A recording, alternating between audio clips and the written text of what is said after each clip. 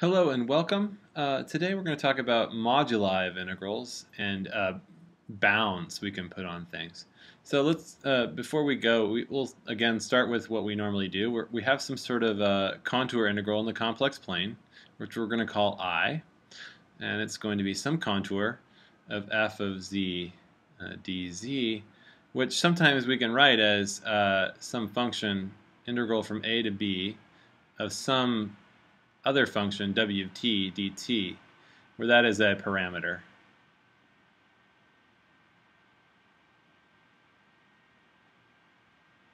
So the idea here of a moduli of an integral, in this case then, will just simply be this.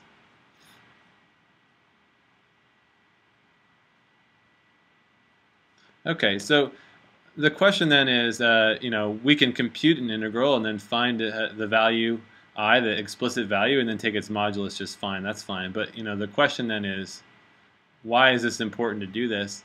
And the answer I'll give right here is that when we're computing, what I'll say is, path integrals, I should say maybe contour integrals.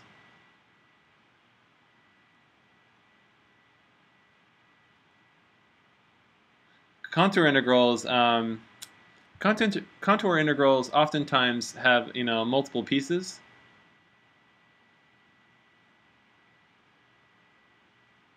and then some parts. I should say some parts, or call them CI, sub contours that create the contour are difficult.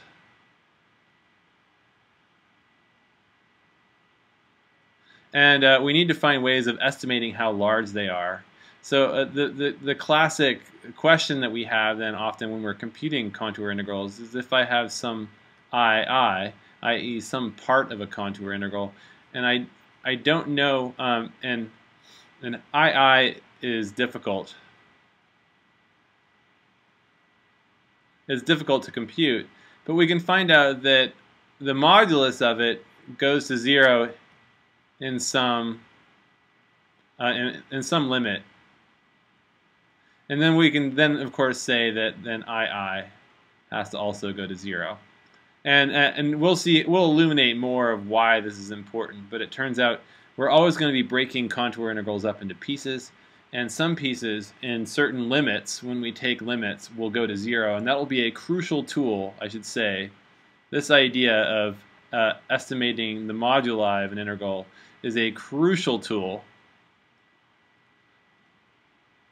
of computing contour integrals. Okay, so it's one that we're going to use quite often, and so we're going to have to learn. What we want to do then is find ways of maybe even this is difficult to compute, but we can find out that there is some way I can bound this by some other value, alpha. And the idea is alpha might be easier to study than I, but if I have them bounded, and that of course is greater than 0, and if I know that this is going to 0, then of course I can squeeze this down to 0 as well. So it turns out the study of bounding the modulus of an integral will be a fundamental tool that we're going to use, particularly as integrals go to 0. But let's see if we can first just get some of the basic tools down before we try to do anything with these tools. So let's see. So what are the tools we want to study? Of course, our bounding tool that we use all the time is that of the triangle inequality.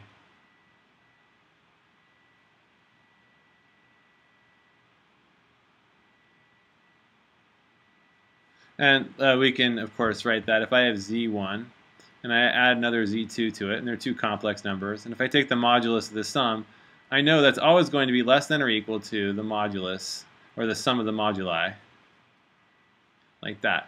And of course, it bears noting, if you will, that if I have z1, z2, and then I add a third, z3, it's simply a repeat of the before.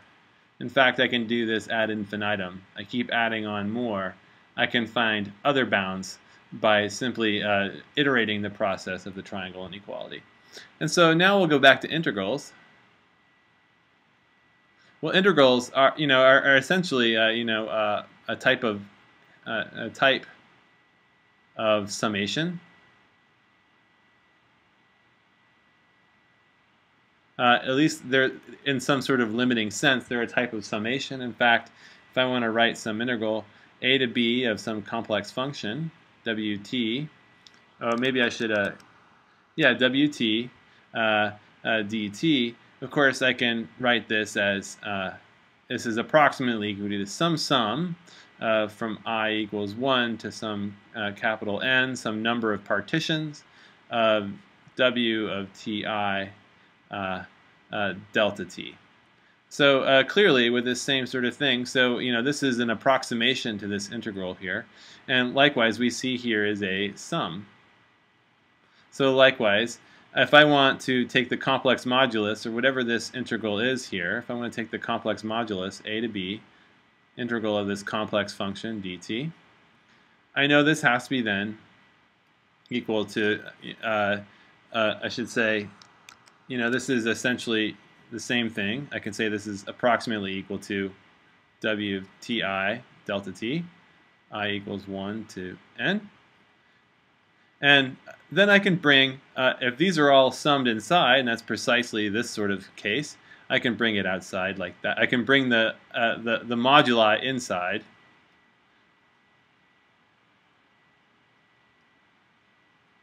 As so. And so this is the sort of idea here. And so, of course, the book has a nice proof of this in terms of complex integrals, but I'll leave you with this basic, just sort of a heuristic or a sort of a hand-waving argument. And I think that's all that's required for us, just to get a general sense of where this comes from. And the idea here is that this idea of bounding an integral comes from the triangle inequality, nothing more. Okay, so let's now go into state our result. I'll call it result 1, and this is a fact that we're going to use.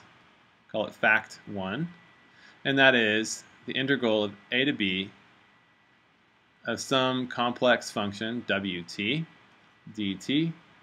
Its modulus can be stated as follows.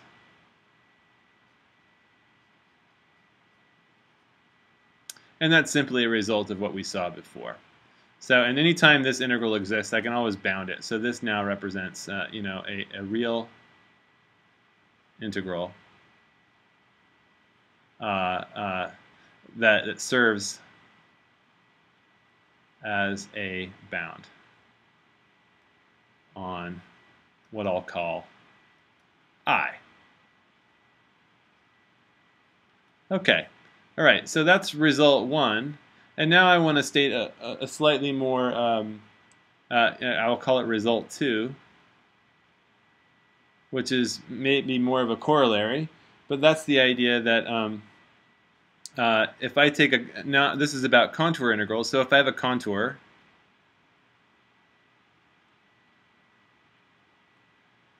that's in the complex plane, and if I say I found, if there exists an m which is greater than 0, greater than or equal to 0,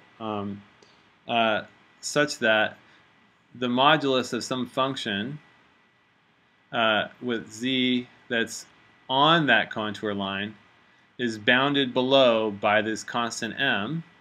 So the idea here is we have some contour, and I look at all the points on that contour, and I find out what f is there, and I find that for every point on this contour, f is bounded, but the modulus of f is bounded by some m. Then I can write this down. Oops.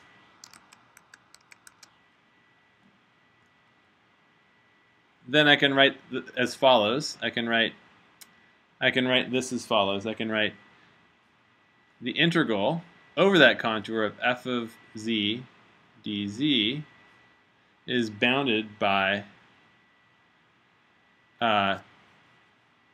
m times L, where L is the arc length. of c. Okay. All right, so let's see if we can prove this result. It's not too much of a proof. And the proof is fairly simple. And it relies on finding a z of t that equals my c function, where t is in the range of a to b. Okay, so we have some parameterization, and we simply use result 1. So the integral of f of z dz, the modulus of that integral, can be rewritten as follows: integral from a to b of f of z of t, z prime of t dt, where now I'm going to call all of that my w of t, which is precisely this result up there. So I can put that in, a to b of absolute value of f of z of t. And then I'm going to break those up into pieces now. Break that modulus up like that, dt.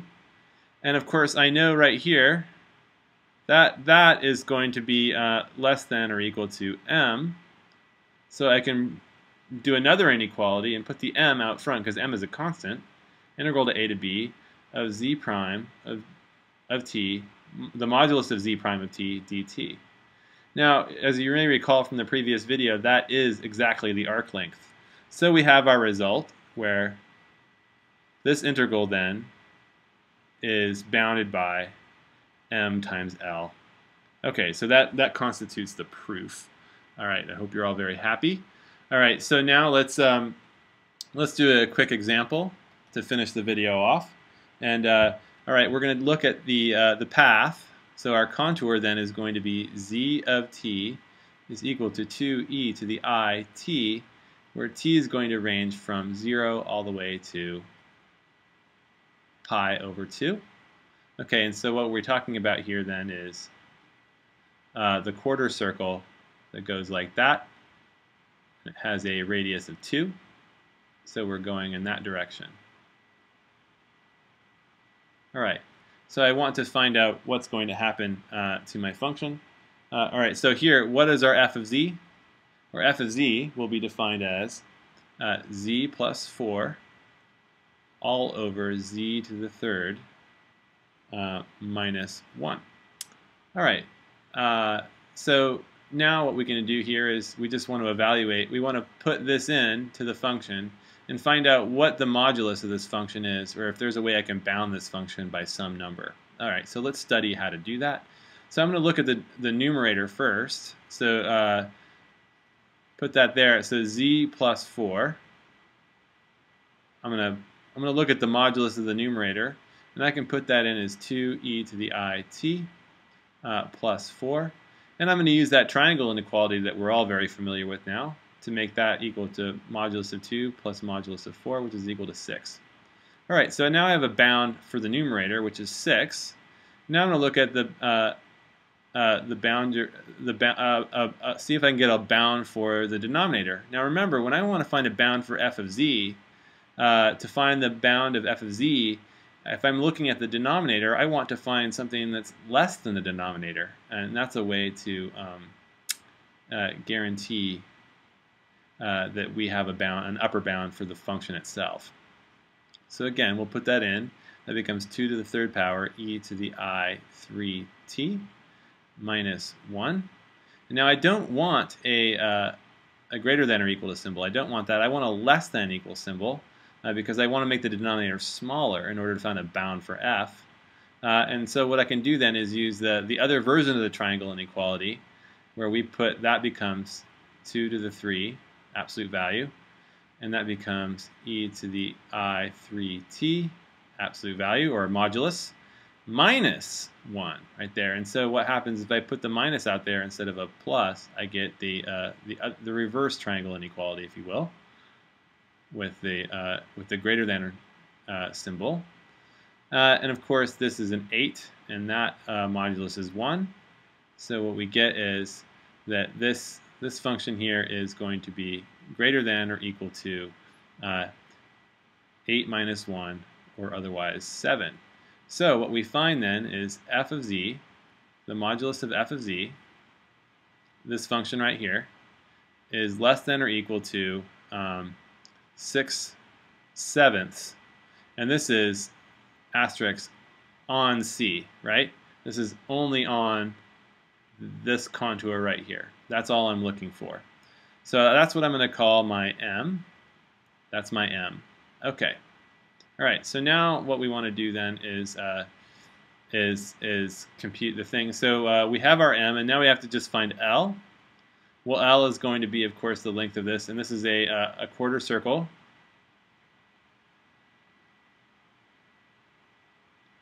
With radius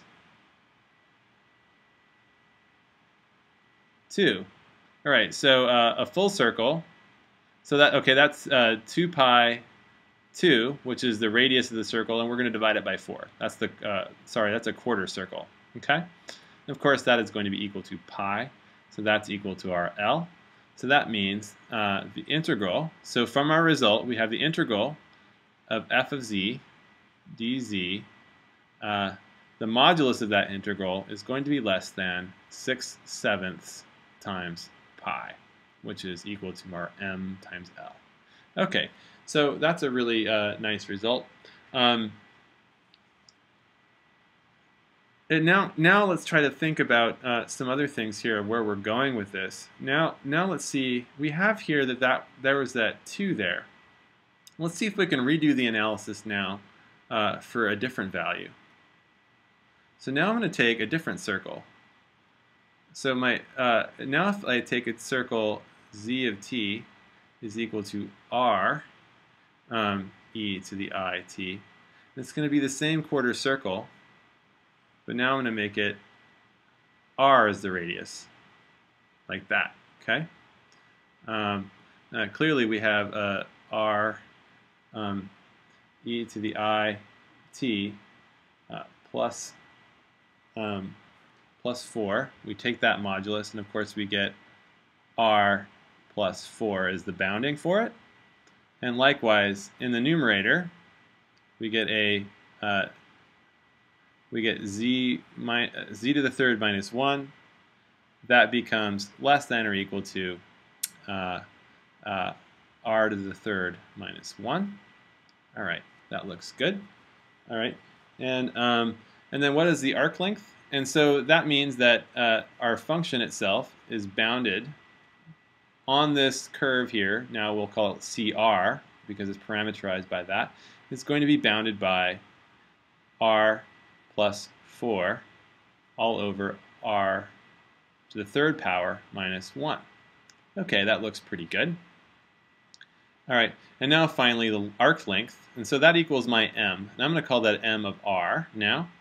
And the arc length, of course, is going to be 2 pi r divided by 4, or otherwise what we say is pi r over 2.